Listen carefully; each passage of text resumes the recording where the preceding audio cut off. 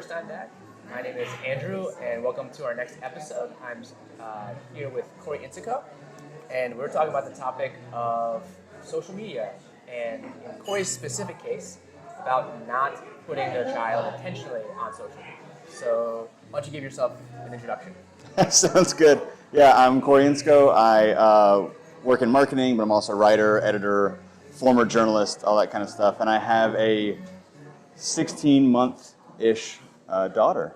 So She was born. Wow, I didn't know it was 16 months. Yeah, she was born last July, 4 days after my birthday. So yeah, it's our first. It's been a lot of fun. So yeah, that's awesome. Yeah. Cool. So, like I mentioned, Corey had made the decision to not put his daughter on Instagram. So throughout this whole conversation, when we refer to as the daughter or the kid or the child, it's not because we're being insensitive to his child. It's just because we're trying to also maintain that level of thoughtfulness in his decision. We're keeping the mystery. Yeah, totally. So before we get into it, the question that I kind of want to start asking all the dads as I meet them is, what was your feeling? Take me into the moment when you found out you were about to become a first-time dad. I was terrified. And I even, at the time I was working at the Observer in Charlotte 5, and even wrote an article to that point of being terrified about becoming a dad. Just because I didn't, even at like 30 years old or almost 30 years old, I didn't feel ready. Like, I didn't feel like I was old enough or responsible enough to care for another human. Because, like, my life was kind of a mess. Not in like a super bad way, but I just felt like I'm disorganized and I'm kind of all over the place. And so it's like, how am I supposed to put a human to this and actually take care of it?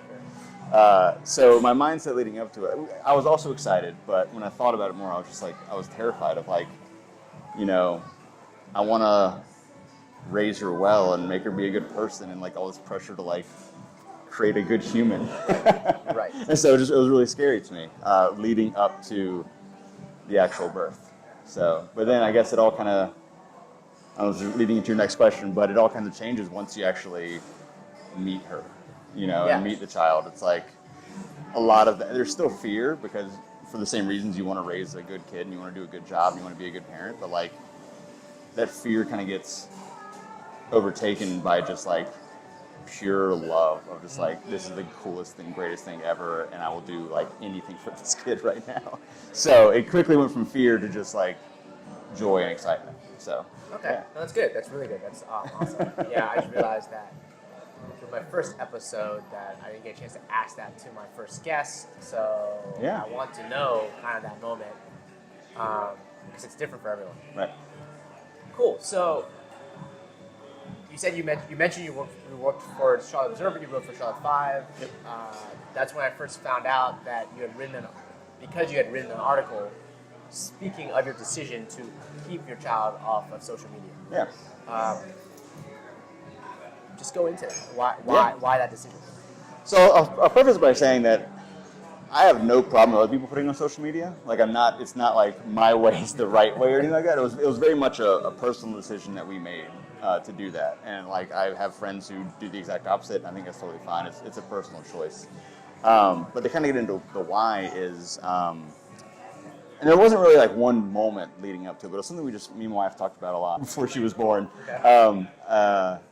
Just that we saw, the first part of it would be, we would see a lot of people post photos of their kids, and they weren't like the most flattering photos. So either they were, you know, messy photos, or they were naked photos, or they were just embarrassing to some degree, and they're plastering on Facebook.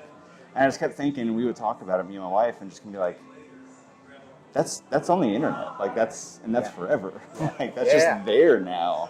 And so like when this kid grows up, like what's gonna like, it might not affect their life at all, but I just think about that. Like that picture of you is on the internet forever now. And I think it's different because, you know, like I joined Facebook when I was 18, like right before I went to college, you know, and so, and I kind of put this in the article, like in theory, I was responsible enough to make good choices about what I put online. In theory. Yeah.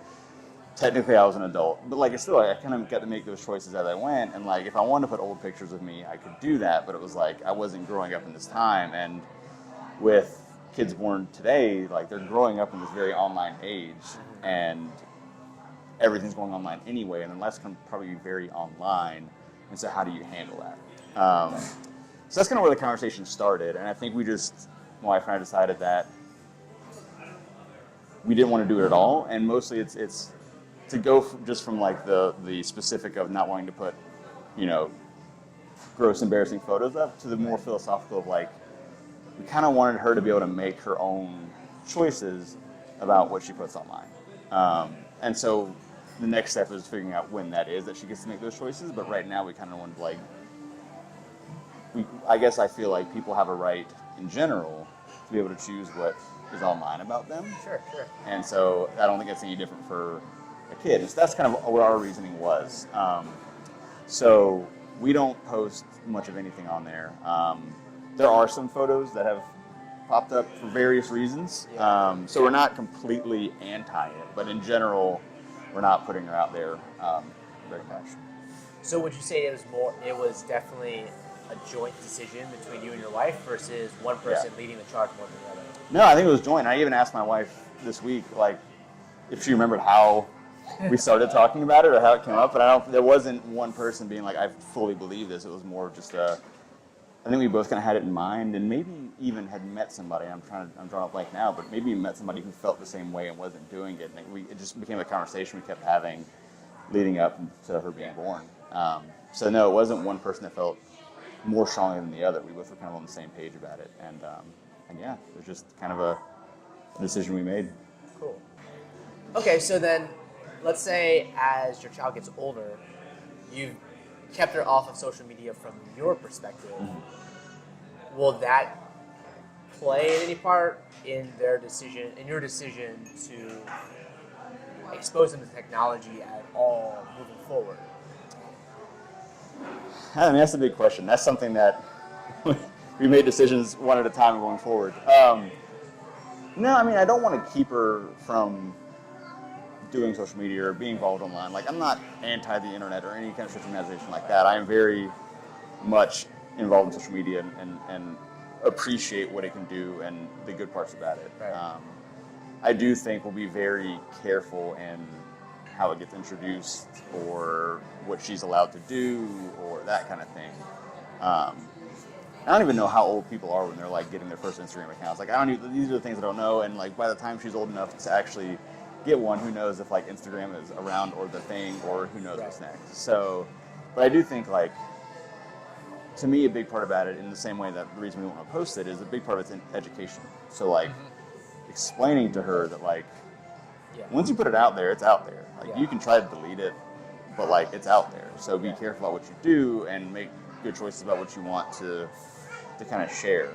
And so I think that's, once she's old enough to kind of have that conversation, make those decisions, I don't really know where that is, but then I'd feel more comfortable about it. And that'll also change whether we start posting photos of her too. Like, if she's old enough to kind of say like, I don't really care, like, whatever. Right. That's kind of in my head how I'll handle it. But again, it's kind of hard to project into the future what things are going to look like and how things are going to be. Sure. So, yeah, it was really just, we kind of make sure that whenever she goes online, it's something that she's choosing to do and isn't embarrassed by things we posted when she was 6 months old. Right. Well, that does prompt me to ask this question following up on your point. Yeah. Have you at any time so far thought, we should get rid of this because I really want to post a picture, or I really want to post this? There are times, like because I think she's super cute and funny and has a great personality, and so I want to share her out with the world. Like, there is this desire sometimes, and I think my wife has it too.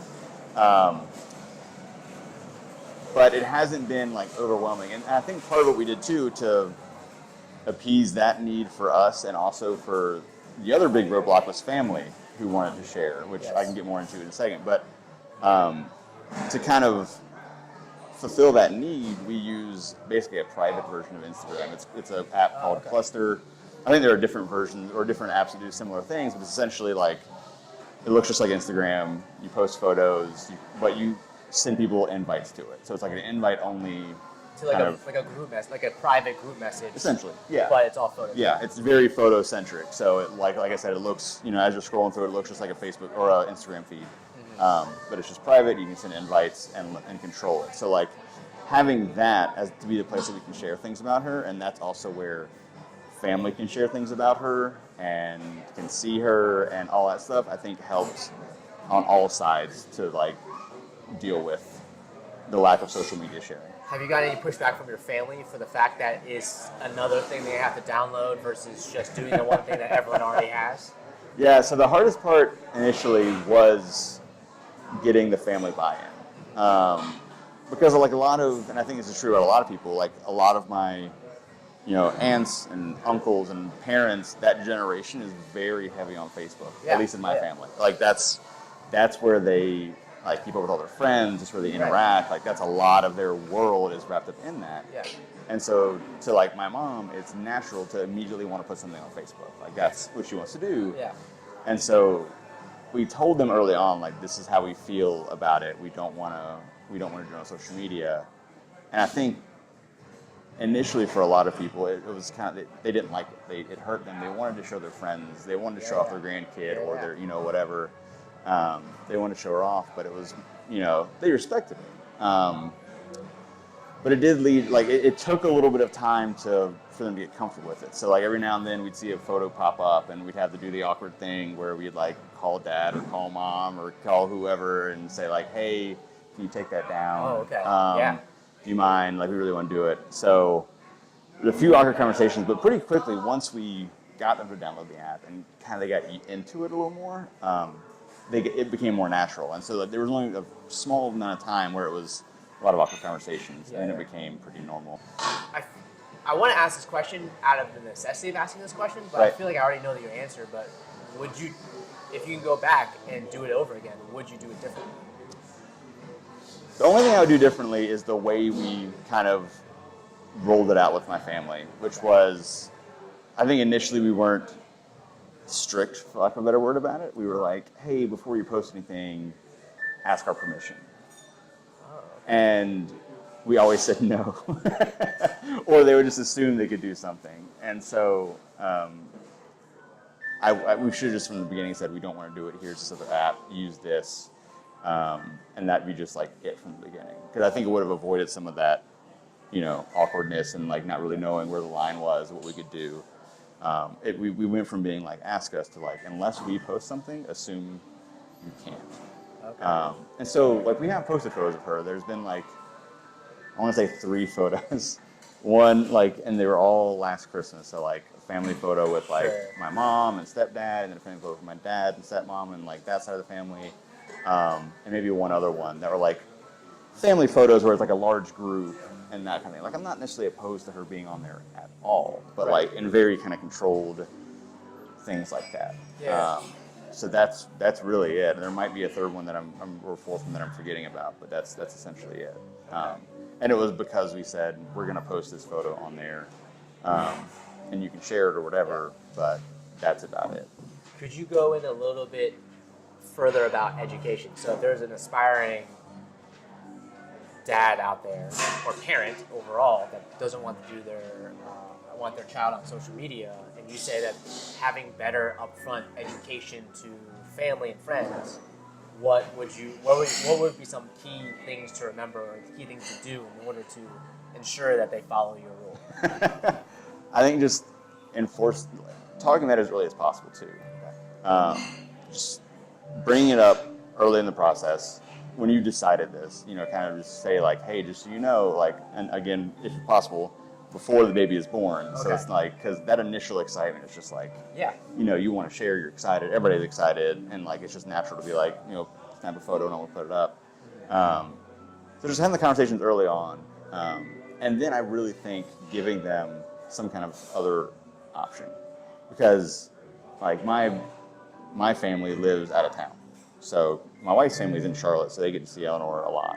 But like my family's in the Raleigh area or in Wilson or in Greensboro or wherever, and so they're not super close by. And so like if I didn't give them that other option, I think they would have probably lost their minds. Right. Because they don't get to see her, but every few weeks or every month or when they get to come down and we go up there. So I think the big part of it was not just enforcing it early and making sure that they know exactly how you feel about it, but also then giving them some other way that they can get to see him or her or post photos. And that's totally like fair. Yeah. That's a totally a fair thing to expect, that family wants to see the child, and right now the way that we share photos is through social media. Right. So So yeah, giving the other options is key. Like I said, after the first little bit, it hasn't been an issue since then. Like I would say maybe the first 2 or 3 months when we were trying to figure out exactly how it all worked, there were some issues, and I say issues, they're very minor. But after that, it was just, it's kind of everybody, this is how it is, and they know it, and it's fine, and so it's not really any problems. So. Okay, so what am I missing? So obviously, I don't have a child yet, so I don't know every question to ask about the pros and cons of child on social media or displayed on the internet. So is there anything that I have not asked that you want to make sure that I know about? One of the funnier aspects of it to me is because we all put so much into everything online, and so many of like our friends, like from high school or college, we don't see in person anymore. They only see like on Facebook. There have been a few times where I'm like not sure, or my wife's not sure if one of our friends knows we have a child. So like a specific example. Specific example is one of my wife's friends from high school who they keep up pretty well, but like they don't see each other a ton and aren't like always calling on the phone or anything like that.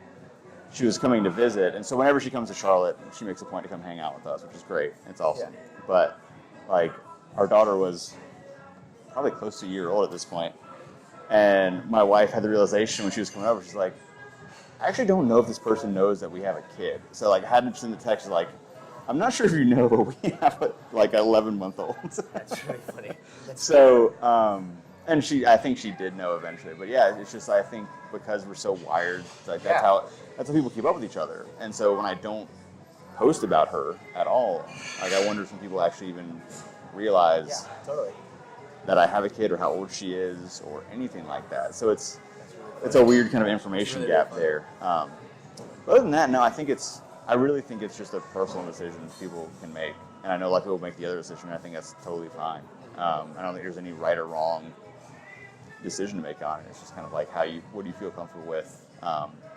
It's probably in part because I'm on social media, but I don't share a ton about myself on social media, if that makes sense. Sure.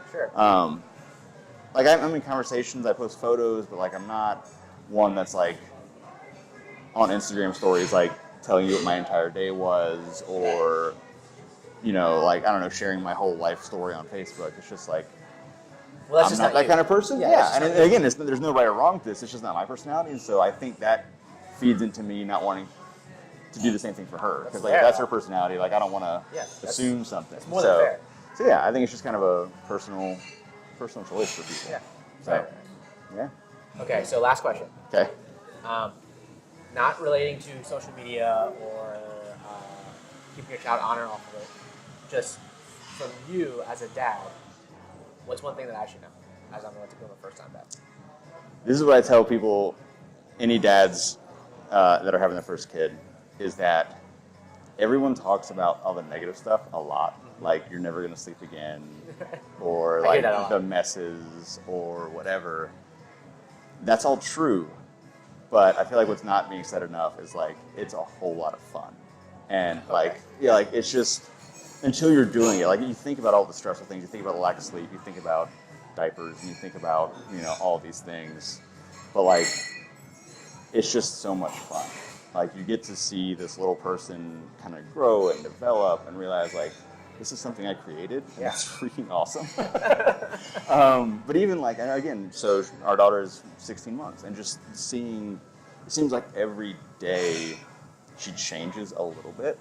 Right. And like if I don't see her, I haven't been away from very long, but there's been like one weekend where I've gone out of town, and I come back, and it's been like 2 days, and I feel like it's a different person. And it's just amazing to kind of see her grow. So yeah, I think while all the crazy things you hear about no sleep and whatever are true, they are part of it. I think what outweighs it all is just it's so fun and so cool to see this little person that you created grow and develop and become its own person. That's awesome. So yeah. That's great. I'm excited for you. Thanks. Well, thanks for joining me. Yeah, thank you. Thanks for talking about your child and your decisions on social media. Absolutely. And thank you for joining us. Hopefully, we will have more first-time dad videos to come. All right. See you later. Peace.